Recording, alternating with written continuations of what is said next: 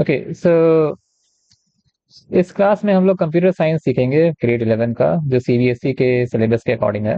ठीक है, ये वेबसाइट वगैरह मैं ही खुद लिखा हूँ और सारे टेक्स्ट मैं ही लिखा हूँ, क्योंकि एनसीईआरटी अगर मैं यूज़ करता तो शायद कॉपीराइट इश्यूज आ जाते। और प्लस क्या है कि इवन अगर प्रेजेंटेशन बनाऊं तो ठीक तरह से सारा एक्सप्लेनेशन नहीं आता है। इसलिए मैं क्या किया हूँ कि मैं एक वेबसाइट तैयार किया हूँ। ये सिंपल से एक वेबसाइट है।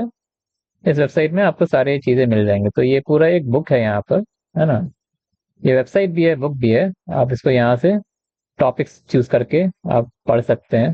ठीक है, एक बुक की तरह पूरा पढ़ सकते हैं। ठीक है, तो ये डोमेन है। ये डोमेन को आप लेकर आप डोमेन से एक्सेस करके आप इसका कंटेंट आप ले सकते हैं। ठीक है, मैं आपको इसी बुक से पढ़ाऊंगा। ठीक है, और होपफुली आपको ये समझ में आए, बिकॉज कंप्यूटर साइंस आप इंग्लिश में ही देंगे मोस्टली, इसलिए मैं इंग्लिश टेक्स्ट रख रहा हूँ, लेकिन मैं आपको समझा रहा हूँ हिंदी से। ठीक है, सो जो पहला यूनिट है वो है आपका कंप्यूटर सिस्टम्स एंड ऑर्गेनाइजेशन। ठीक है, तो इसमें हम लोग समझेंगे कि कंप्यूटर सिस्टम क्या होता है और उसका ऑर्गेनाइजेशन कैसे होता है। कंप्यूटर सिस्टम के सारे पार्ट्स वगैरह एक दूसरे के साथ कैसे ऑर्गेनाइज होकर चलते हैं। ठीक है, so this unit provides the foundational understanding of how computer systems operate and how data and instructions are organized within them. It covers the following key areas. तो इसका मतलब क्या हुआ आपका कि जो यूनिट है ये आपका फाउंडेशनल अंडरस्टैंडिंग बताता है। आपका कंप्यूटर सिस्टम्स का फाउंडेशन मतलब आपका हो गया कि आपका जो मोस्ट कोर अंडरस्टैंडिंग है, वो कोर अंडरस्टैंडिंग आपका ये बताता है कि कैसे आपका कंप्यूटर सिस्टम्स ऑपरेट करती है, काम करती है। ठीक है, and how data and instructions are organized within them. So उसके अंदर में जो डेटा है और आपका जो इंस्ट्रक्शंस है वो कैसे आपका वहाँ पर रहते हैं, कैसे उसको ऑर्गेनाइज किया जाता है, कैसे उसको सजाया जाता है। ठीक है, तो ये लाइन बेसिकली वही आपका कह रहा है। इट कवर्स द फॉलोइंग की एरिया। तो अब क्या क्या एरिया ये कवर करता है, ये कंप्यूटर सिस्टम्स एंड ऑर्गेनाइजेशन क्या क्या ये चीजें कवर करती है। ठीक है, तो कवर करने में आपका चार चीजें हैं यहाँ पर। ये पहला आपका बेसिक कंप्यूटर ऑर्गेनाइजेशन। ठीक है, दूसरा आपका टाइप्स ऑफ सॉफ्टवेयर, तीसरा आपका है बूलियन लॉजिक, और चौथा है आपका number systems and encoding schemes. तो पहला दो तो आसानी से हो जाएगा आपको। ठीक है, पहला दो जो है आपका वो आपका आसानी से हो जाएगा, लेकिन जो आपका जो तीसरा और चौथा है इसमें थोड़ा सा आपको आपका रैशनल माइंड यूज करना पड़ेगा, थोड़ा रीजनिंग माइंड आपको यूज करना पड़ेगा, थोड़ा तर्क लगाना पड़ेगा। तो वो इसके लिए आप तैयार रहिएगा। ठीक है, तो इस वीडियो में मैं आपको ये वाली चीज कराऊंगा। ये जो है आपका बेसिक कंप्यूटर ऑर्गेनाइजेशन, ये मैं आपको करवाऊंगा। तो पहले चलो चारों को देख लेते हैं कि चारों क्या क्या चीजें हैं, उसके क्या क्या चीजें के बारे में बात करती है। तो बेसिक कंप्यूटर ऑर्गेनाइजेशन में आपका क्या हो रहा है ना, कि इसको अगर टेक्स्ट पढ़िएगा तो ये बोल रहा है कि an overview of hardware and software components, input output devices, CPU functions, and memory hierarchy, primary, cache, and secondary memory, including units of memory measurement.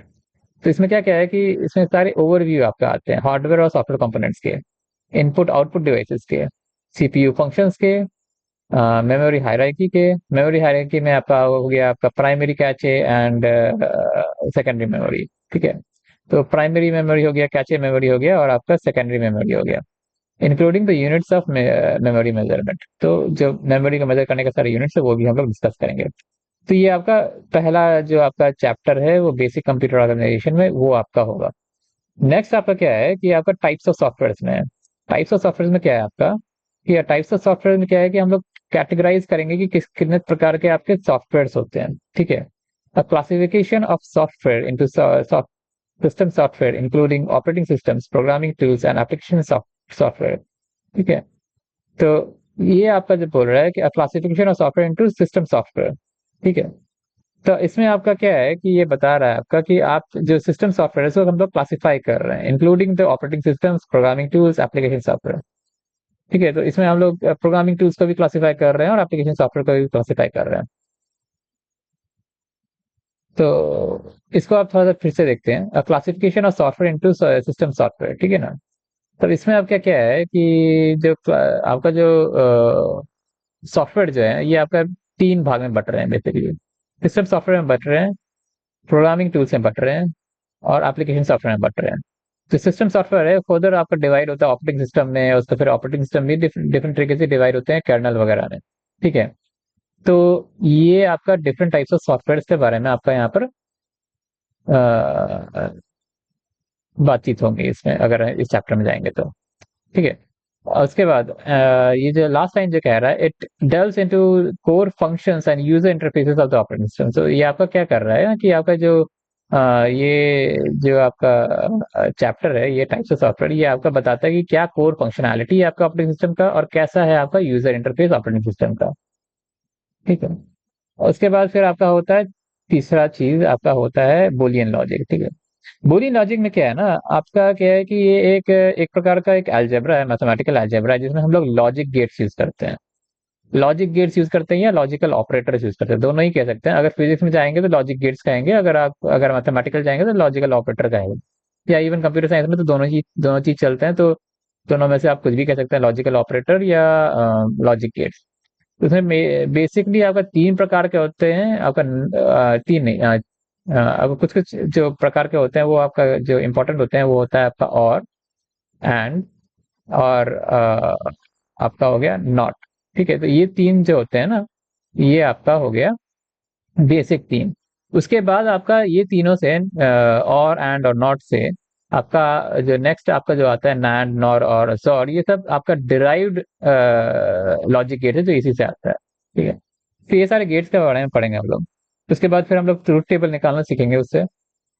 Truth table से निकालने का मतलब हो गया कि आपका सारे पॉसिबल वैल्यूज कोई भी एक बूलियन अलजेब्रिक इक्वेशन के, वो हो गया आपका ट्रूथ टेबल। तो आपका सारा सारा सारा पॉसिबल आउटकम्स आपको दिखाता है एक बूलियन अलजेब्रिक इक्वेशन का, तो वो आपका हो गया ट्रूथ टेबल। ठीक है। नेक्स्ट आपका होता है लॉजिक सर्किट्स। लॉजिक सर्किट्स में क्या है कि आप यही ट्रूथ, सॉरी, यही आपका जो ये है ना, ये जो आपका लॉजिक गेट्स है, इसी लॉजिक गेट से आपका आप लॉजिक सर्किट बनाइएगा। उसके बाद फिर आपका आता है डिमॉर्गन्स लॉ, और जो आपका बेसिस होता है डिजिटल सर्किट डिजाइन का, क्योंकि डिमॉर्गन्स लॉ अगर आप यूज कीजिएगा ना, तो आपका बहुत सारा जो ये सारा गेट है ना, ये सारे गेट को कम यूज करना पड़ेगा। और उसमें एक खासियत भी है कि नैंड गेट जो है ना, आपका यूनिवर्सल गेट हो जाता है उसमें। तो अगर आपके पास बहुत ज्यादा गेट्स नहीं है, तो आप नैंड गेट से सारा सर्किट बना सकते हैं। वो कैसे होगा वो मैं आपको बाद में बताऊंगा। ठीक है। उसके बाद फिर आपका होता है कि number systems and encoding schemes. Number systems और इनकोडिंग स्कीम्स में क्या होता है ना कि इसमें हम लोग किस तरीके से जो कंप्यूटर है वो नंबर्स को स्टोर करता है वो हम लोग समझेंगे। So understanding different number systems, binary, octal, decimal and hexadecimal, ये चीजें के बारे में हम लोग समझेंगे। And conversion techniques between between them. तो आपका क्या हो गया ना कि इसमें क्या है कि हेक्साडेसिमल, डेसिमल, ऑक्टल और बाइनरी, ये सब डिफरेंट टाइप के नंबर सिस्टम्स है। अब इनके बीच में कन्वर्जन कैसे करना है वो अभी हम लोग यहाँ पर सीखेंगे। ठीक है। It also covers standard encoding schemes like ASCII, ISCII and Unicode. तो इसमें आपका जो इनकोडिंग स्कीम्स है, जैसे कि ASCII हो गया, ISCII हो गया और यूनिकोड हो गया, इसके बारे में भी हम लोग जानेंगे। ठीक है। तो ये बेसिकली आपका इंट्रोडक्शन हुआ ये यूनिट वन का, कंप्यूटर सिस्टम्स एंड ऑर्गेनाइजेशन। ये यूनिट वन हम लोग कवर करेंगे इस वीडियो सीरीज में और इस प्लेलिस्ट में। ठीक है। और ये जो आपका जो वेबसाइट है ना आपका, उस वेबसाइट का आप नेक्स्ट पेज जा सकते हैं, जैसे यहाँ पे आप क्लिक कीजिए तो ये आपका वेबसाइट फिर जो है वो दूसरा पेज आपको खोल देगा। ठीक है। तो मेरा इंटरनेट थोड़ा स्लो है, लेकिन ये वेबसाइट काफी फास्ट है, तो आप मैं देरी नहीं होगा पेजेस लोड होने में, जैसा मेरा जो है ये है सिस्टम ही स्लो है थोड़ा। ठीक है। तो चैप्टर वन हम लोग नेक्स्ट करेंगे, एंड कंप्यूटर सिस्टम ऑर्गेनाइजेशन, और इसको डिटेल में हम लोग पढ़ेंगे कि क्या चीज़ है क्या है। ठीक है। चलिए फिर मिलते हैं नेक्स्ट वीडियो में।